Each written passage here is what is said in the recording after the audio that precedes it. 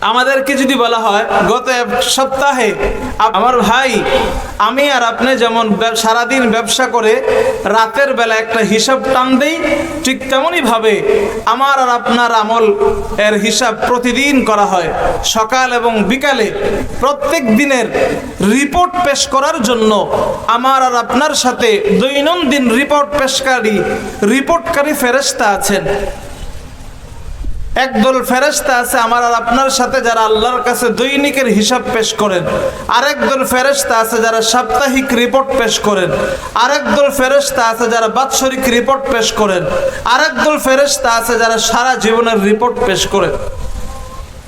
সারা দিনে আমি কতটুকু আমল করলাম, নাফরমানি করলাম, গুনাহ করলাম, পুরোপুরি হিসাব ফেরেশতারা দৈনন্দিন আল্লাহর কাছে নিয়ে যায়। নবী বলেন ইয়াতাআকাবুনা ফীকুম মালাইকাতুন বিল-লাইল ওয়া মালাইকাতুন বিন-নাহার।